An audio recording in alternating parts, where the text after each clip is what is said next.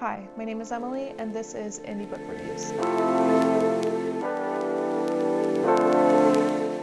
Welcome back and Happy New Year. We are into the second week of January when this comes out, and I'm taking a brief hiatus from fantasy and romance. Isn't that right? Yeah. I'm on a brief break from fantasy and romance. I know I'm wearing my fantasy romance shirt today, but don't worry about it. This week, we are talking about a thriller. And I don't read a lot of thrillers. I haven't in the past. It's a new genre to me. I wasn't really sure what to expect. I think I was expecting something more mystery-like, but this was certainly not a mystery. It was a thriller, I guess. This week's book is Third Wheel by Richard R. Becker. Third Wheel takes place in the 80s, where a 14-year-old kid named Brady gets semi-reluctantly wrapped up in a bunch of bad things like drug deals and murder when a new kid enters his circle of friends. That being said, Third Wheel is definitely a dark book and deals with a lot of dark topics, so this is my warning for that. Drug use, drug dealing.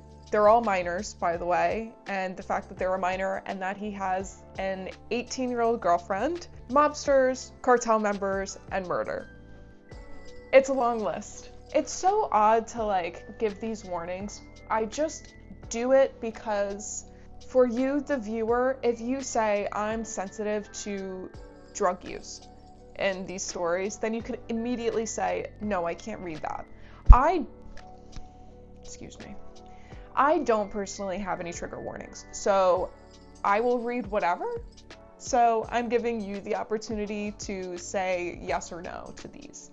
With all of that said, this was a fantastic story. I mean, it was so good, so well written, so well rounded. I really enjoyed it. I thought it was just so incredible, and I'm really excited to talk about it, especially because it's something a little bit different. So it's new and fresh to me.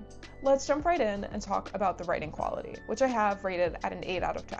If there was something this book was great at, it was making me feel discomfort, making me feel on edge. That is a writing quality thing. Obviously, the plot matters, but I think if the author is able to evoke such strong emotions that make me unable to read this book when I'm going to bed because it's not at all relaxing, that is a win for the author. There were, of course, a bunch of great one-liners, great descriptors that really fit the time that we were in, because this does take place in the 80s. It takes place in the desert, right outside of Las Vegas. So it was very much suited to the story.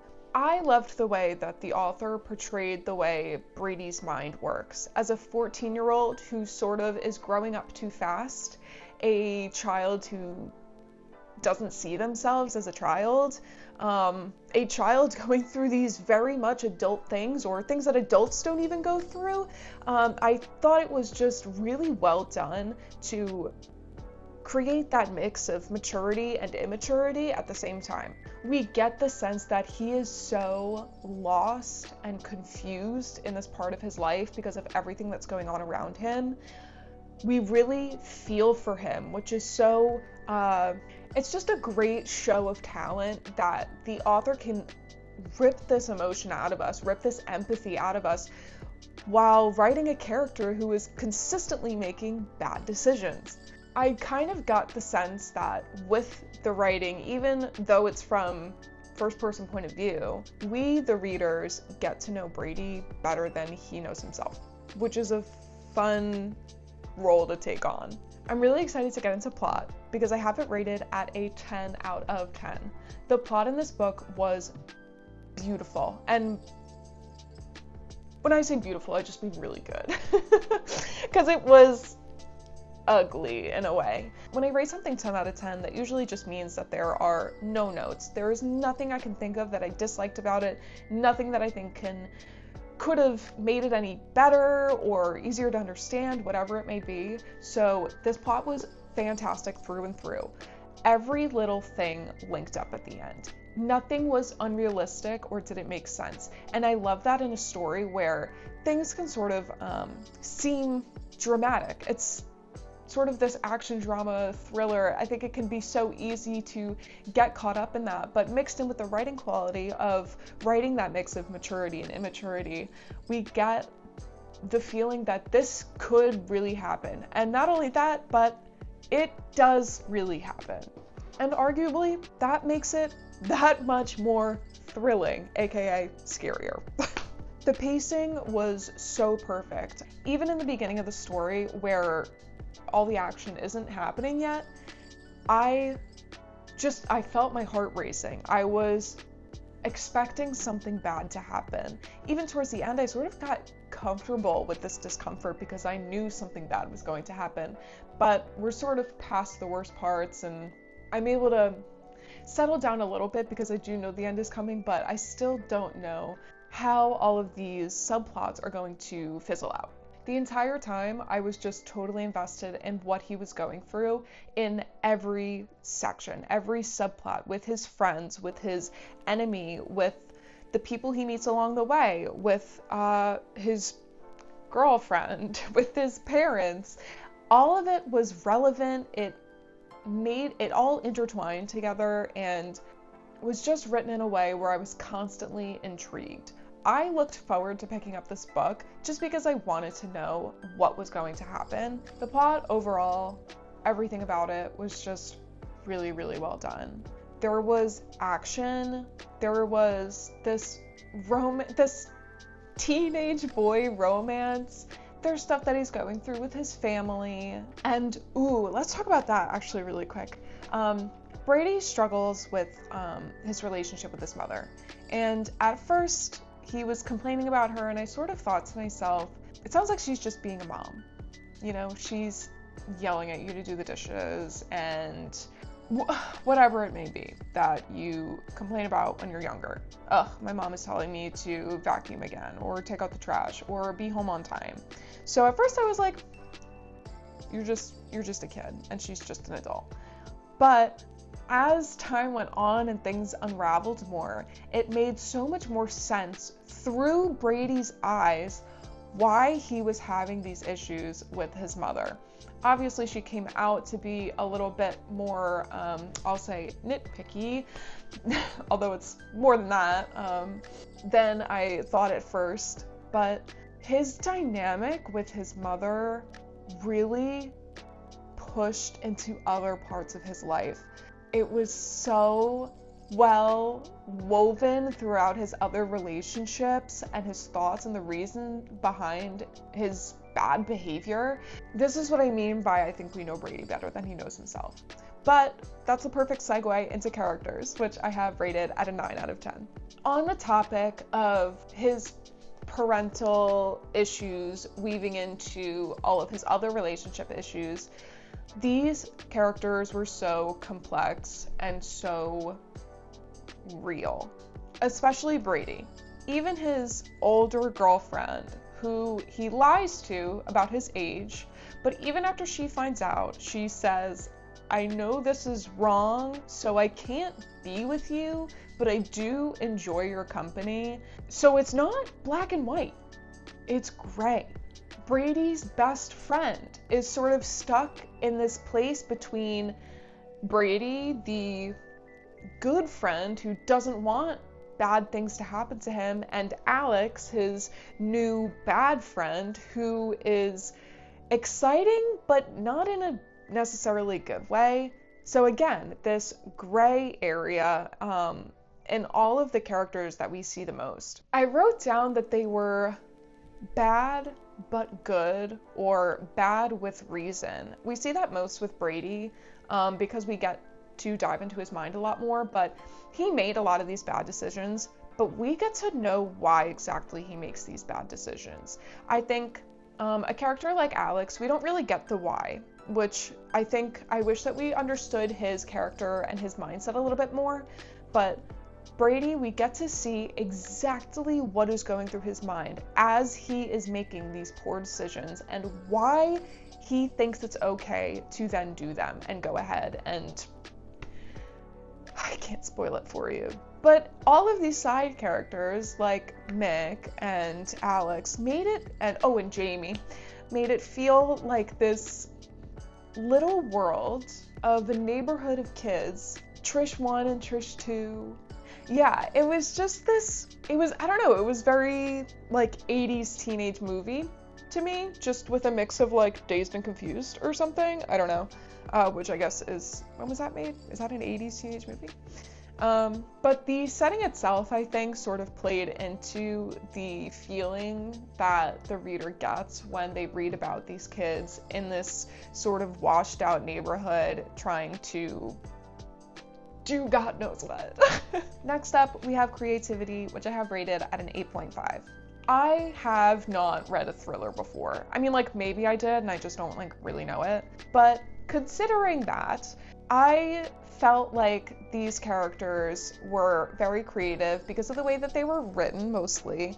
It was like a perfect mix of black and white. When I was talking about how they're all sort of in this gray area, it's just like not leaning one way or the other. They're just like truly this middle gray. I thought that was really creative. A lot of the time we see, you know, the mostly good side of people or the mostly bad side of people, but there was so much middle ground here, and that was so much fun to read because you sort of lean either way with your own morals when you're reading about this kid making such bad decisions or trying to make good ones. The events themselves were very much with the times and with the setting, but the order of events, the way they were executed, especially towards the end, the way that things sort of panned out was just really fun to read and not exactly what I would have expected. I didn't really think too much ahead in this book. I was so consumed in the moment that I didn't have a lot of time to project my thoughts into the future or like wonder what was going to happen. Not wonder, or I didn't necessarily predict what was going to happen next. I was just so consumed in what was happening right then. So that's kind of new for me. I always predict. I can usually predict how a book is going to end, at least mostly. But I thought this ending was unique. And once we get past like this big moment that alters everything about Brady's life, then I think it sort of veers off into this really unique experience that I've never seen a character have before. And of course, the relationships that Brady has, not only with his parents, but with his best friend, Mick, and with this girl, Cheryl, were very much not something that I had read about, at least not frequently. So I thought that was unique as well. And my overall rating was, last but not least, a 9.5 out of 10. I just really enjoyed this story. There was something about it that I loved. I got the urge to talk about it to other people constantly. You know, I go to like book club and I talk to people about books pretty frequently. I want other people to read it, genuinely. And I'm not sure why. It really makes you consider what is going through Brady's head. It forces you to have empathy for these kids that are knowingly making really poor decisions. I feel like when usually you just sort of go, oh, you're being stupid, or oh, you have no idea what you're talking about, you see that that's true. They are being stupid. They don't know what they're doing, but like they don't realize that. I don't know. This story was just so interesting to me. I think it was just right up my alley. I would love to read another book like this. If you happen to know one, leave it in the comments because I am on top of it. But I love complex characters. I loved Brady as a character. Reading about him was so much fun. Getting into his head was so interesting. I would do it again and again. This book was really, really incredible, and that is why it is rated at a 9 out of 10 overall. I really was excited to make this video and share it with you because, again, I really just want more people to read this book. I thought it was just so well executed, especially the plot. I just think you would enjoy it. If you're sort of into this action-y, crime-ridden, complex character sort of story, please read this book. It's genuinely, from the bottom of my heart, so good. I know it's not what I usually talk about, but I I'm trying to venture out a little bit, not just read romance and fantasy. But I think this was a great book to start the new year with. I think this is like the only book I've actually read in January. Because I read Cold Brew in December. Honestly, I read this book and then lost interest in all other books. I'm reading Immortal Dark right now and it's like pretty good, so I'll probably get through it. But I don't know, am I having a book hangover? Is that what this is? Is this a book hangover? Like, it was just so good that I just want to read something that's almost exactly like it. Just so I can relive that feeling again. I don't know. Either way, I hope you liked this video. If you did, please like and subscribe. And I have no idea what we're gonna have 2 weeks from now. I don't even know what I'm in the mood to read. Anyway, have a wonderful rest of your week, weekend, whatever it may be, and keep reading. Thank you so much. Bye.